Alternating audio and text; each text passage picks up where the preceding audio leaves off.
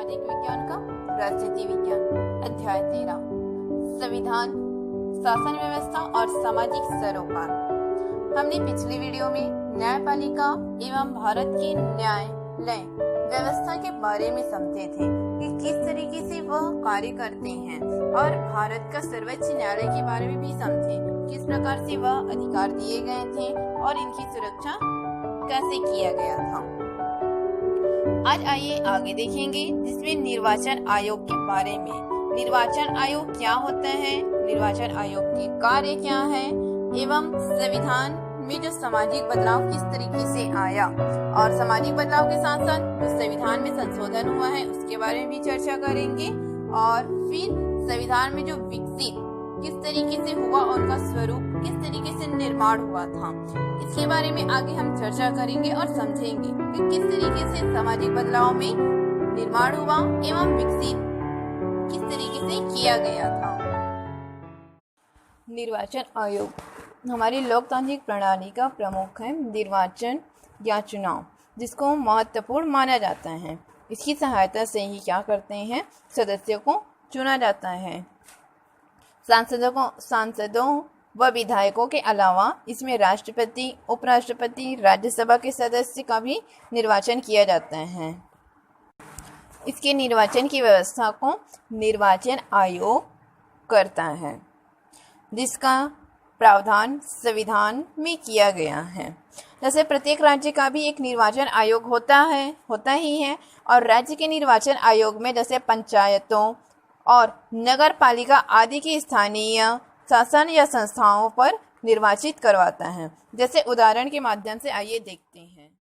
आरेख 13.5 जिसमें निर्वाचन आयोग को समझाया गया है।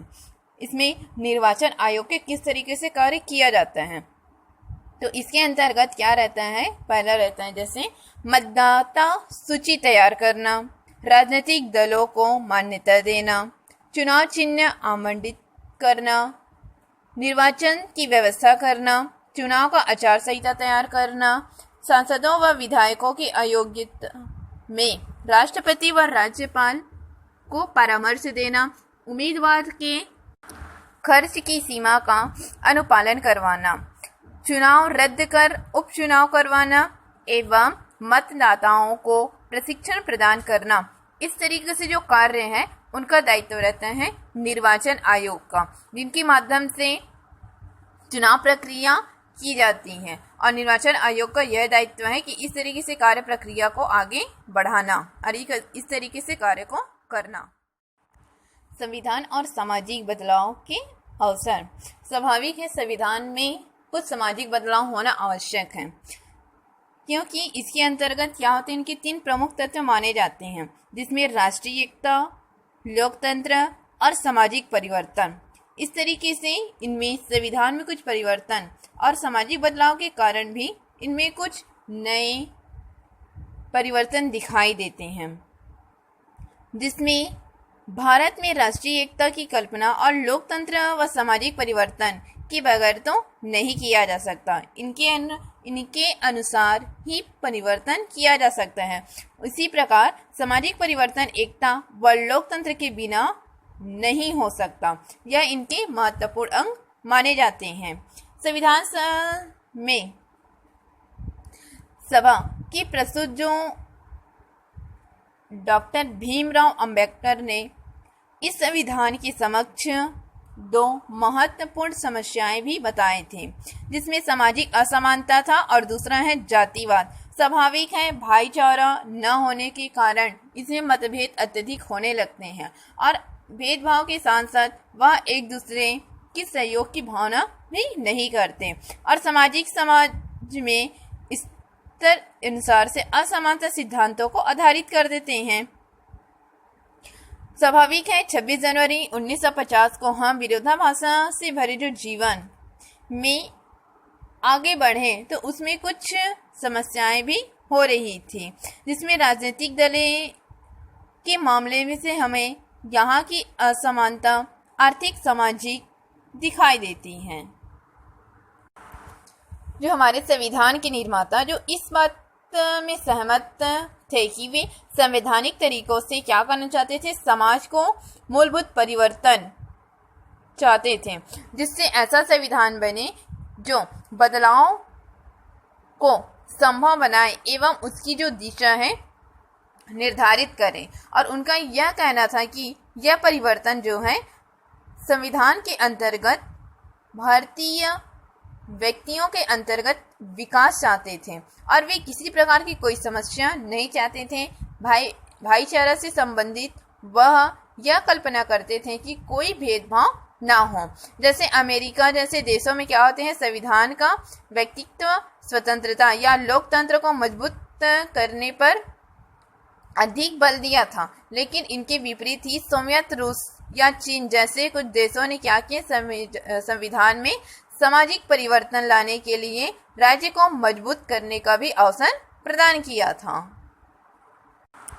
उनका यह उद्देश्य था कि सुनिश्चित करने के लिए जो संविधान ने मौलिक अधिकार को विस्तृत रूप से जो अंकित किया है और साथ ही उनमें एक अनूठा मार्गदर्शन राज्य के द्वारा किया गया है, जिसमें संविधान के अनुच्छेद 37 में कहा गया है कि ये तत्व जो देश के शासन के मूलभूत एवं विविध बनाने के लिए इन तत्वों को लागू करना चाहिए तथा राज्य का कर्तव्य होगा कि इन तत्वों के प्रमुख कार्य होने चाहिए, जिसमें राज्य लोक कल्याण के लिए व्यवस्था बनाएगा, जिसमें सभी क्षेत्रों के सामाजिक न्याय सुनिश्चित करें तथा आय, प्रतिष्ठा एवं सुविधा व अवसरों में असमानता प्राप्त करने का प्रयास करेगा।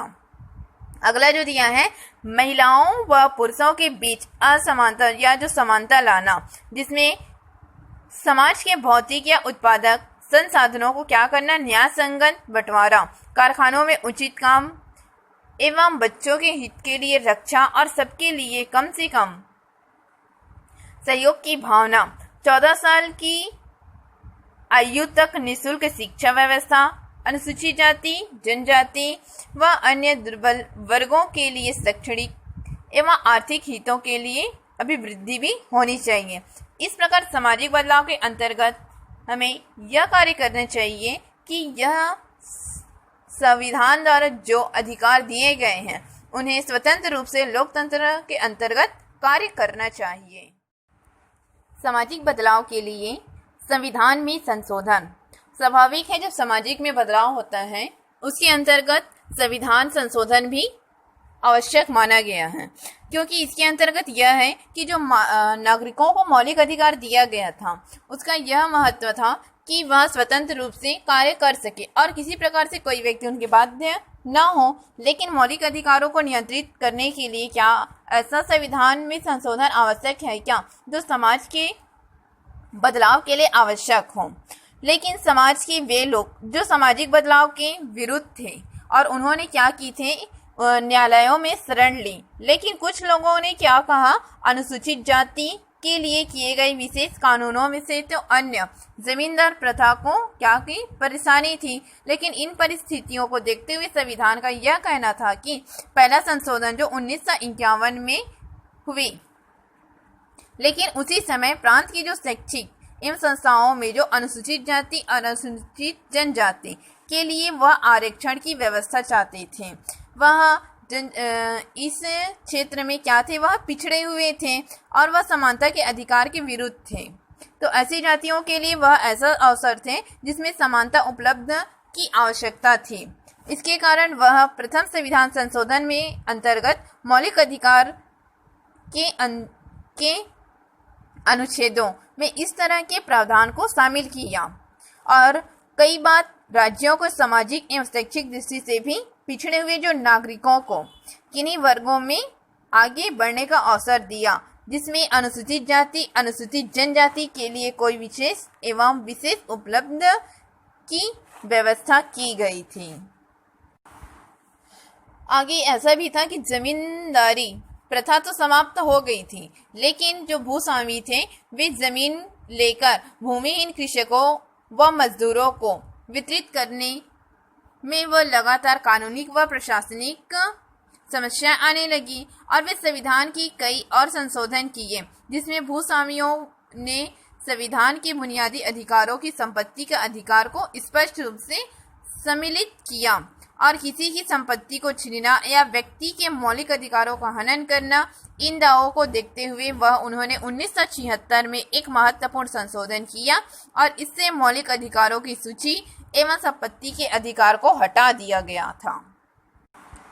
शिक्षा का अधिकार। जैसे हमने देखा कि संविधान की जो नीति है उनका यह कहना था कि जो 14 वर्ष से कम आयु तक के सभी बच्चों को क्या करना चाहिए, निःशुल्क और अनिवार्य शिक्षा उपलब्ध कराना चाहिए, जिसके अंतर्गत सर्वोच्च न्यायालय ने 14 वर्ष की आयु तक निःशुल्क और अनिवार्य शिक्षा को मौलिक अधिकार के अंतर्गत माना था और न्यायालय का यह कहना था कि जीने का मौलिक अधिकार सार्थक तभी होगा जब लोगों को उचित शिक्षा मिलेगी।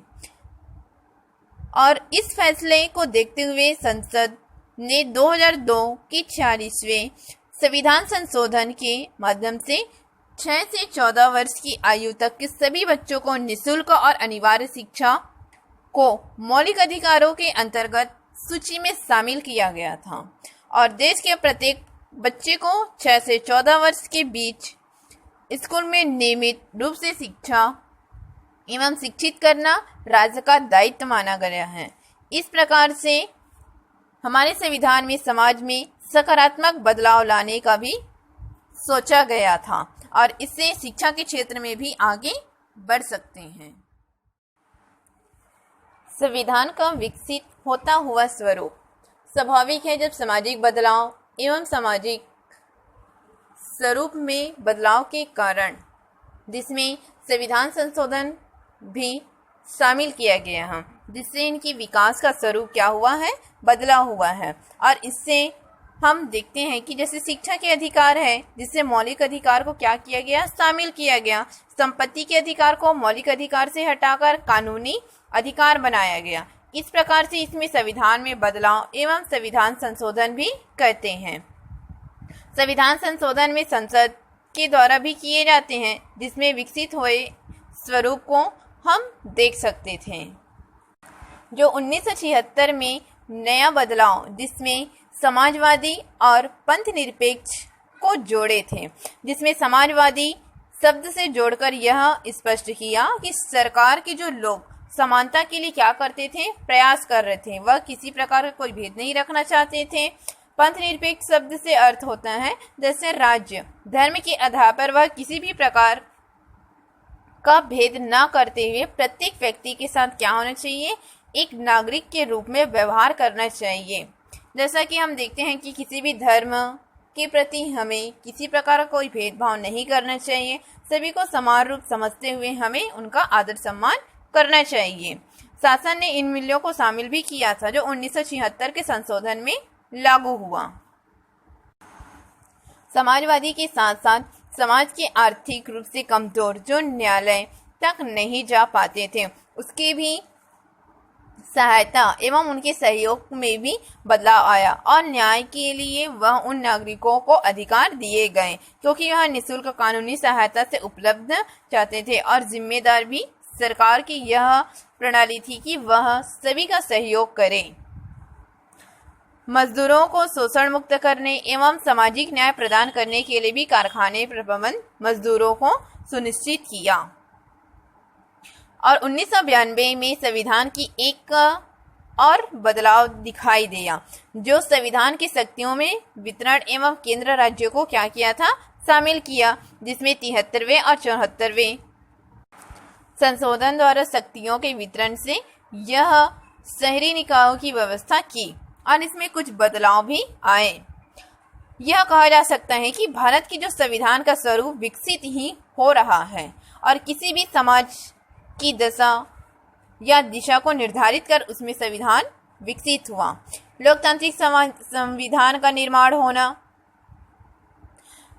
और संविधान में कई बदलाव, इस तरीके से हमारे संविधान में अनेक बदलाव हुए और साथ ही साथ समाज की बदलती जरूरतों के लिए संविधान ने बदलाव की जरूरत की आवश्यकता पड़ी, जो 1889 में मताधिकार की आयु 21 वर्ष से घटकर वो 18 वर्ष की गई। लेकिन न्यायपूर्ण समतायुक्त समाज की रचना से वह सभी नागरिकों को एक सक्रिय नागरिक के रूप में प्रदान करना चाहते थे, जिससे वह किसी प्रकार की समस्याएं ना हो सके।